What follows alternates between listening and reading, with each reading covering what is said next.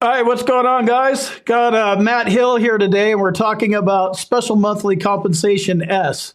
So, Matt, there's two different ways you can get this. So, there's two things about this. There's housebound, and then there's this other way where you have to be 100%, and then your rate, and then you need 60% of combined ratings, right? Can you explain the differences? Like, let's say I'm housebound. Okay. Well, Craig, I think you always like to jump ahead, and you probably lost your audience already. So let's back up a little bit, okay? All right. Let's talk about what special monthly comp is. First of all, we all know VA math is worthless. 70 plus 50 is not 120; it's actually 85%, and 100% is not the highest you can get.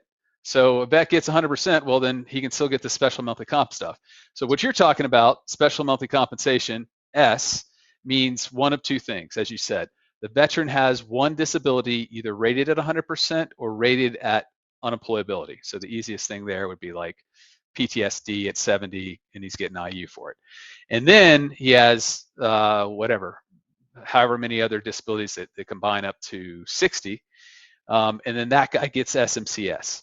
And then the other way you're talking about is the housebound thing. It's where the veteran is 100% and he can't go out of the house. I mean, he can go out to go to the doctors or to the pharmacy or to go get groceries, but otherwise he's sitting in the house all day. Kind of like how you just sit in your basement all day wearing a cowboy hat. That's what I do. So couple questions. First off, so you did mention TDIU. So there actually is a strategy if you're going for SMCS. So is there a way to kind of tee it off? So like, all right, I want to use my 70% combat PTSD rating to represent the 60. And I want my tinnitus to be extra scheduler TDIU or something. Do you understand what I'm saying? Is there a way to kind of separate it so you can kind of set yourself up for SMCS? I mean, you're just jumbling stuff again, so let me fix that for you. All right. So we want that 70% rating, which you were talking about for PTSD here, okay? And we want to use that to get unemployability. Hopefully you have other disabilities that are going to combine up to 60%. Now what the VA is going to do, if you go for unemployability, they're just going to say, yeah, all these disabilities together give you unemployability. And that works to your disadvantage because you don't get the SMCS. The Right. VA, the basis of their rating, 38 CFR 4.1 says they have to maximize your rating. They never do this on unemployability. They'd rather put it all together. So yeah, you want to take that one disability that keeps you from working and then use the other ones to get you to SMCS. And is that like when they hook, for lack of a better term, hook TDIU on something? Is that something like, would you find that in your rating code sheet or something? Or like, where would you find which disability made you TDIU? Yeah, that's the first good question you've had today. And yes, that is on the code sheet. Thank you. And I'm feeling kind of lawyery. Are you hiring non-lawyers? yeah, I don't know. They got to Yeah, pass a background I don't test. think So so. Yeah, got to pass a background test. Yeah, I wouldn't pass. so yeah, the IU should be associated with a specific disability.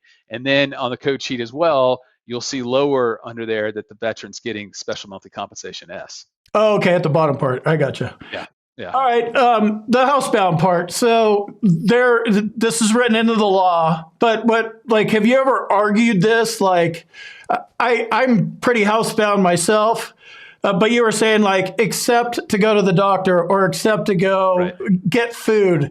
Like, how's that work? How can you tell what happens if I decide to go get food and then go hit the liquor store and I meet a hot chick while I'm in there? Like, Well, I mean, let's be honest here. You are basement bound. You're not house bound. I mean, okay, you you're basically live in your correct. bunker. Correct. I Um, dwell underground. yeah, so it has to be a necessary need for a daily living, weekly living for the vet. So the easiest ones, like we said, we're the doctor, we're grocery shopping, we're going to Walmart, or excuse me, well, Walmart could be if you got to do those things, or Walgreens for the pharmacy.